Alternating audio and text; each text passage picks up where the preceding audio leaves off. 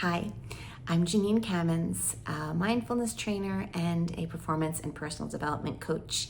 It was great spending time with you at the Symposium. I wanted to make a recording for you so when you go home and you are trying to recall some of the things we did together, you are able to just watch this video and be brought back to that moment together. So the first thing we talked about was mindfulness and what it is. So mindfulness is paying attention on purpose to the present moment without judgment. So if we kind of take that apart, we've got on purpose, so you're aware of your awareness. You're not just on autopilot. To the present moment, so not thinking about the past, not thinking about the future, but really thinking about the present moment and what's happening right here, right now, because this is where we live our lives. This is where we are. This is where we build relationships, we create memories. So wanting to spend time in the present. It's also where we can decide what we need, right? What's the most productive and compassionate response going forward? Without judgment, our judgments can be positive, negative, neutral. We view something as positive, we tend to hold really tightly to it, whether or not it's the best thing for us. Negative, we tend to push it away, even if it's what we need. And neutral, we tend to just ignore it. But ignoring the neutral, we're ignoring the majority of our life, because the majority of our life, our daily life, is pretty neutral. We wake up around the same time, we're with the same people, we eat the same foods, we do almost the same kind of activities. So if we ignore the neutral, we are basically just going through life ignoring it all. So we really want to learn to train ourselves to find curiosity, joy, and beauty in those neutral moments, because that is our life.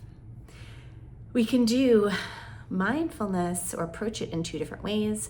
There's formal mindfulness, like the mindful moment, which you have a recording of on this page and you're welcome to listen to as often as you'd like. And there's also mindful living, which is how we approach our daily life, just taking those moments to come into the present moment consciously. So you've got the first technique, the mindful moment. The second technique we talked about was name it to tame it, like recognizing the sensations in our bodies and what kind of emotion that represents. So anger, there was a lot of tension, sadness, there's just not a lot of activity or activation, but happiness, we're kind of buzzy all over.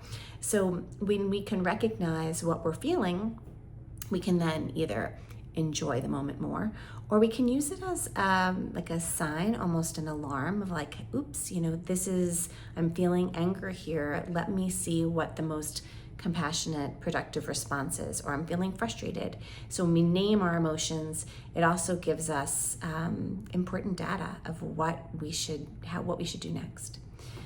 So recognizing the sensations, name it to tame it. The stop technique. So the stop technique I love for both challenging emotions, but also those beautiful moments in our lives. So stop, S stands for stop. T is take a breath or two. O is observe. Observe your thoughts, your emotions, your sensations. Just observe what's happening around you. And P is proceed. So if it's a beautiful moment, maybe just proceed by taking it all in, or hugging someone, telling them you love them. Or if it's a challenging emotion, deciding, what do I need right now? Or what is the best way for myself to move forward? So that's the stop technique. And then lose your mind, come to your senses.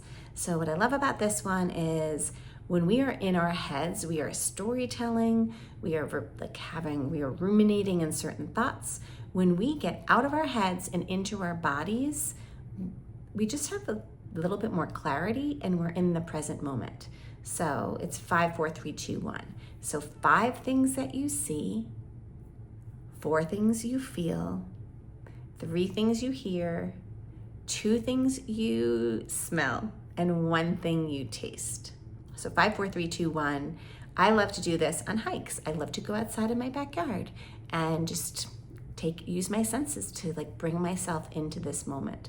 Sometimes if I am at a party or like a gathering, I'll just use all my senses to take in that moment, so I'm really present and just enjoying the whole experience.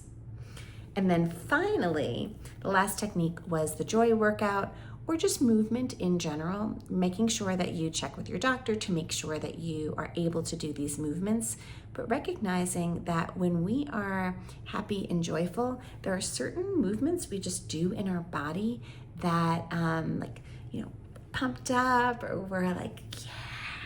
So thinking about what feels good and how do you represent joy in your movements. It was wonderful being with you. I hope this was helpful. If you have any questions, let me know. And I have some other resources on the page for you if you find them helpful. Once again, it was great to be with you. Thanks for being here.